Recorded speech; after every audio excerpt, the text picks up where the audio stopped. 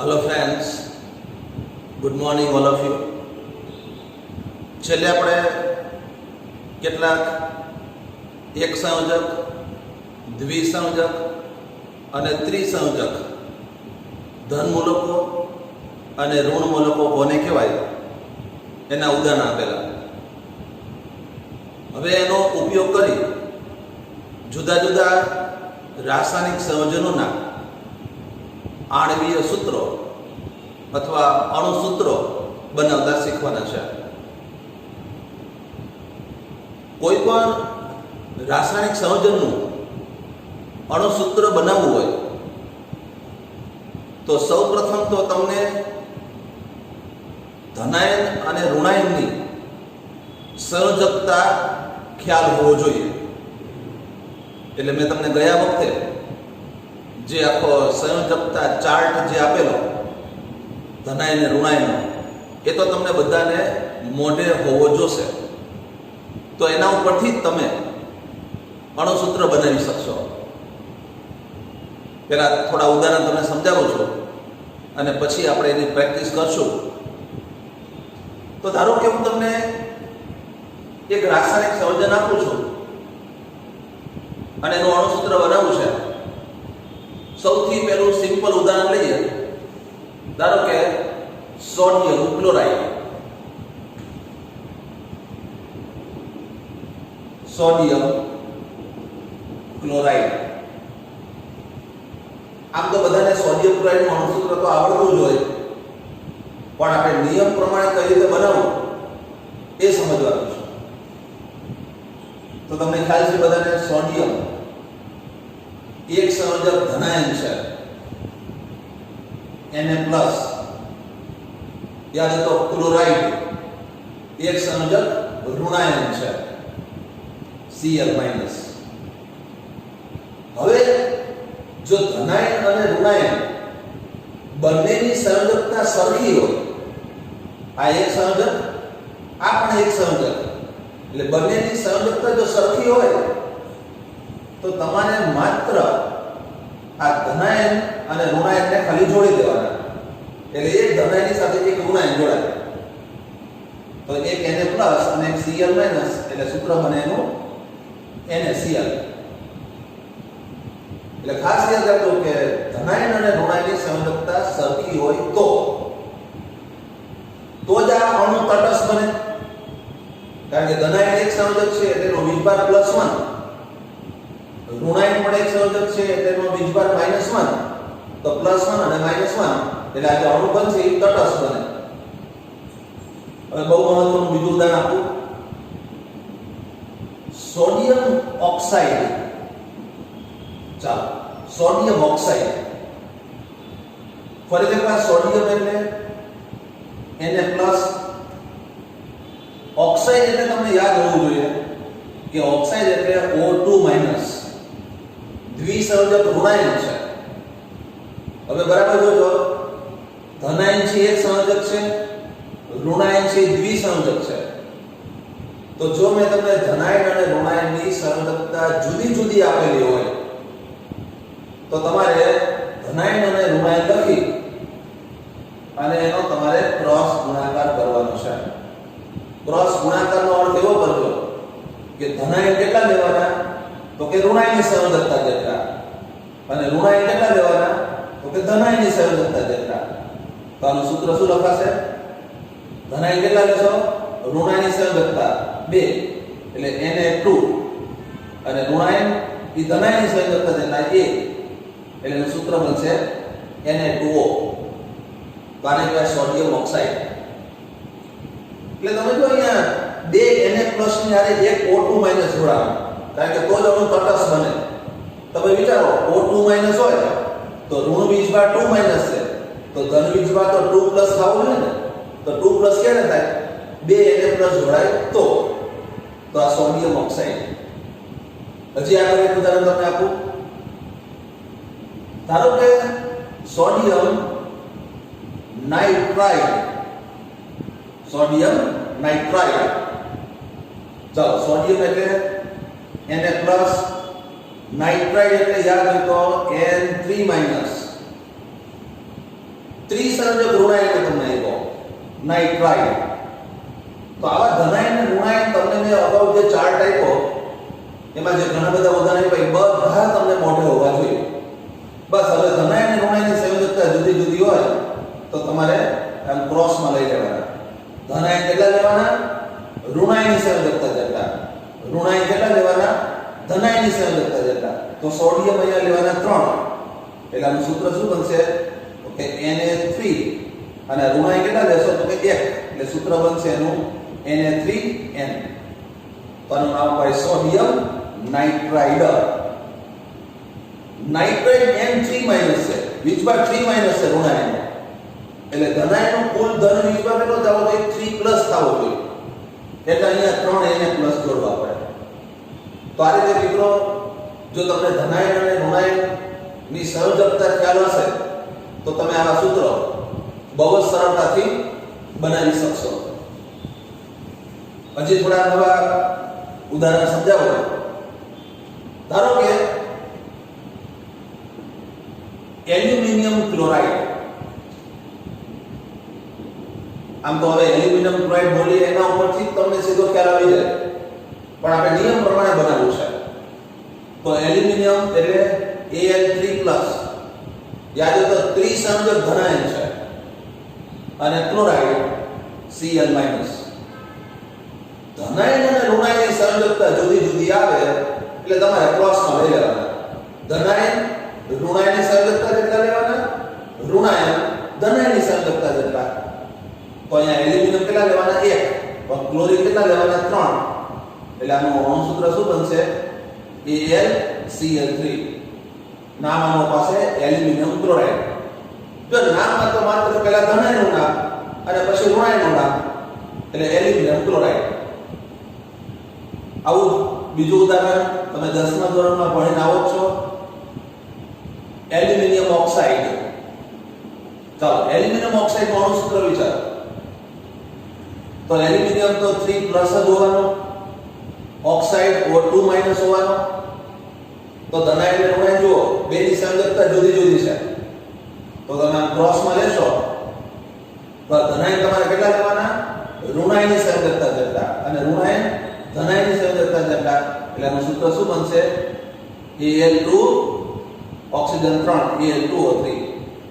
તો aluminium oxide એને ખ્યાલ હોય તો એલ્યુમિના પણ કહેવાય. એલ્યુમિનિયમનું ઔદ્યોગિક ઉત્પાદન કરવા માટે વપરાય.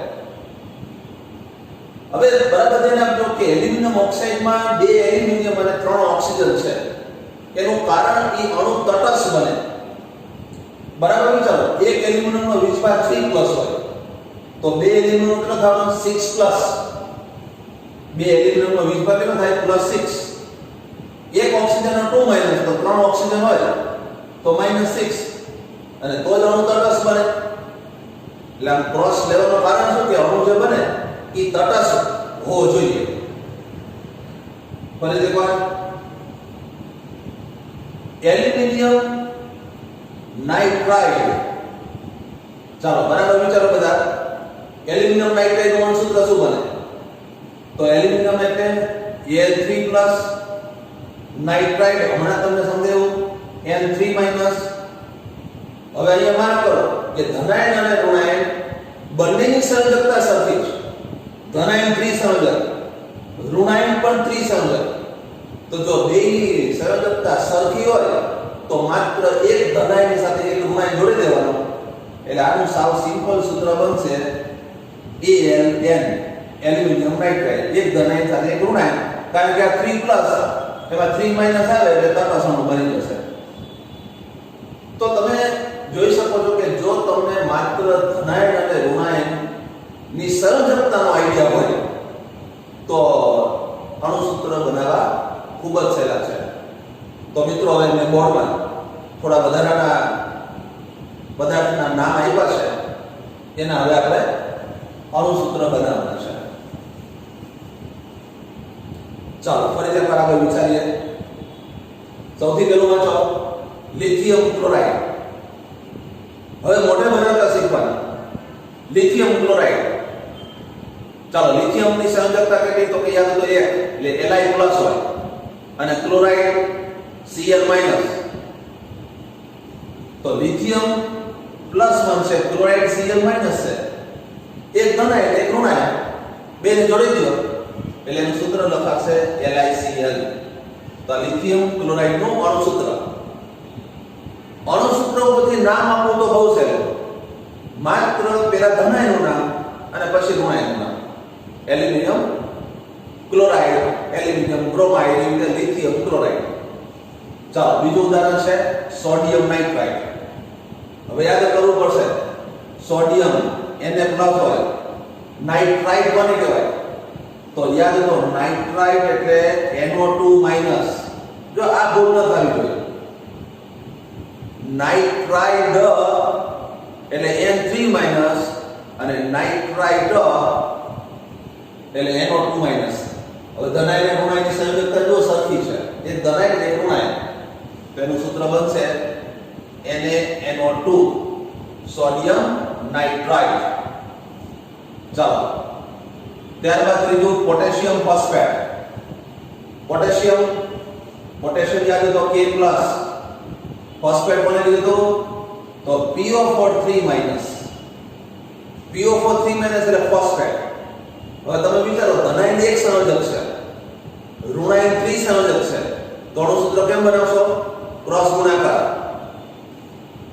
ધનાયન છે ઋણાયનની સંયોજકતા જેટલા લ્યો, ઋણાયન છે ધનાયનની સંયોજકતા જેટલા લ્યો, તો આનું સૂત્ર શું બનશે? K3 લેવા પડશે, એટલે K3 અને PO4. ઘણી વખત PO4 ને કાઉન્સમાં પણ લખાય છે. ધનાયન કે ઋણાયન જો દ્વિપરમાણુય કે ત્રિપરમાણુય હોય ને, તો એને બ્રેકેટમાં લખાય. તો પોટેશિયમ ફોસ્ફેટ બહુ સ્વાભાવિક છે કે PO4 3- હતો, એટલે ઋણ બીજભાગ 3- હતો, એટલે ધન બીજભાગ 3+ થવા માટે 3K+ એની સાથે જોડાય તો જ અણુ તટસ્થ બને. ચાલો પછી ફેરસ ક્લોરાઇડ. હવે જો યાદ રાખો, ફેરસ ક્લોરાઇડ મેં તમને આગળ સમજાવ્યું હતું, Fe ની બે સંયોજકતા હોય, Fe2+ હોય અને Fe3+ હોય. તો એમાં ફેરસ એટલે Fe2+ અને ક્લોરાઇડ એટલે Cl-. બેની સંયોજકતા જુદી જુદી, ક્રોસ ગુણાકાર લઈ દો તો Fe1 અને ક્લોરીન 2, એટલે આનું સૂત્ર બનશે FeCl2 ફેરસ ક્લોરાઇડ. ચાલો આગળ વધીએ. પોટેશિયમ ક્રોમેટ. પોટેશિયમ K+, ક્રોમેટ એટલે CrO4 2- હતું. આ બધા સંયોજનોનો અભ્યાસ તમારે 11th બેચમાં ખૂબ જ ડિટેલમાં આવશે. અત્યારે ખાલી અણુસૂત્ર બનાવીએ તો ધનાયન અને ઋણાયનની સંયોજકતા જુદી જુદી, ક્રોસમાં લઈ લો, ધનાયન 2 લેવાના, ઋણાયન 1 લેવાનો, એટલે પોટેશિયમ ક્રોમેટનું સૂત્ર બને K2CrO4. ચાલો એમોનિયમ સલ્ફેટ. એમોનિયમ મેં તમને અગાઉ કીધેલું, બહુ પરમાણુય ધનાયન છે, NH4+ અને એમોનિયમ બોલાય, અને સલ્ફેટ એટલે SO4 2-. ધનાયન એક સંયોજક છે, ઋણાયન દ્વિસંયોજક છે, ક્રોસમાં લઈ લો, ધનાયન 2 લેવાના, ઋણાયન 1 લેવાનો, NH4 ને હું કાઉન્સમાં લખીશ, એટલે NH4 twice SO4. તો આનું નામ થશે એમોનિયમ સલ્ફેટ. પછી આગળ ઝિંક હાઇડ્રોક્સાઇડ. ઝિંક દ્વિસંયોજક ધનાયન છે, Za2+, હાઇડ્રોક્સાઇડ એટલે OH-. ધનાયન અને ઋણાયનની સંયોજકતા જુદી જુદી, ક્રોસમાં લઈ લો, ઝિંક 1 લેવાનો, OH 2 લેવાના, એટલે એનું સૂત્ર બનશે ZnOH twice ઝિંક હાઇડ્રોક્સાઇડ.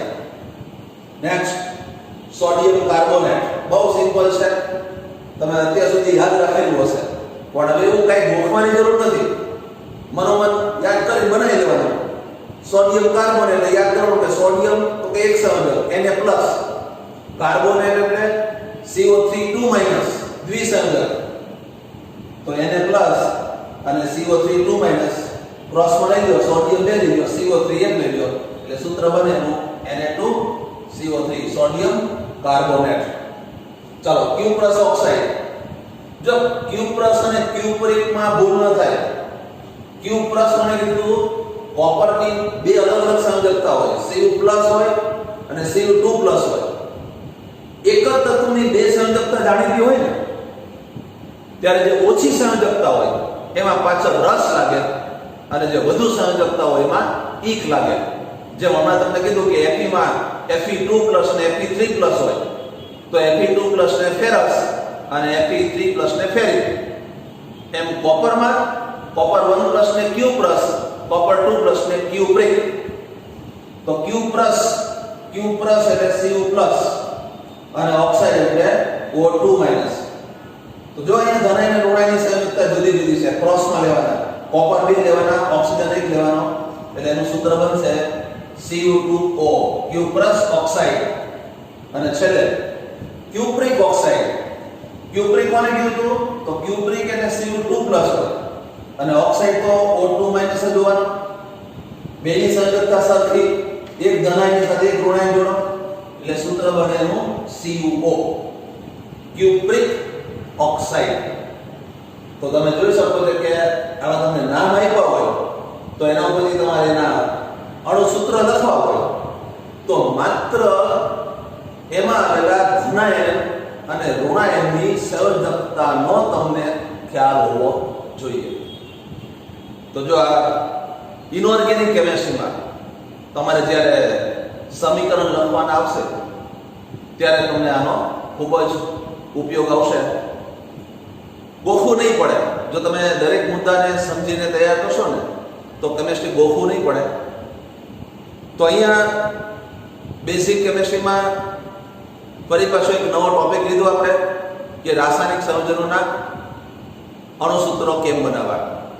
અત્યારે મેં તમને થોડા લિમિટેડ આપ્યા છે, પણ આવા જુદા જુદા પદાર્થોના હું તમને નામ આપીશ, એના ઉપરથી તમારે એના આણ્વિક સૂત્રો બનાવવાના છે.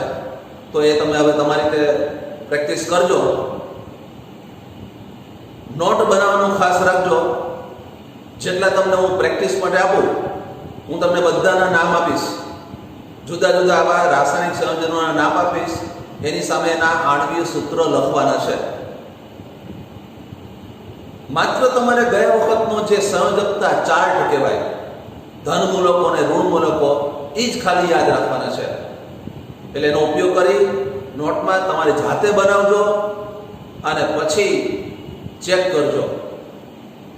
તો જો કેમિસ્ટ્રીના જે 3 વિભાગ છે, ફિઝિકલ, ઇનઓર્ગેનિક અને ઓર્ગેનિક, એ બધા માટે ઉપયોગી હોય એવું 9મા 10મા ધોરણનું બેઝિક કેમિસ્ટ્રી આપણે લઈએ છીએ. અત્યાર સુધી જે કંઈ તમને બધા મુદ્દાઓ સમજાવ્યા એ આમ તો ફિઝિકલ અને ઇનઓર્ગેનિક કેમિસ્ટ્રી માટે ઉપયોગી થશે. ઓર્ગેનિક કેમિસ્ટ્રી 11th અને 12th ભણવું હોય તો એના માટેનું બેઝિક આપણે અલગથી લેશું, કારણ કે એ તો તમારે ડિટેલમાં ભણવાનું છે.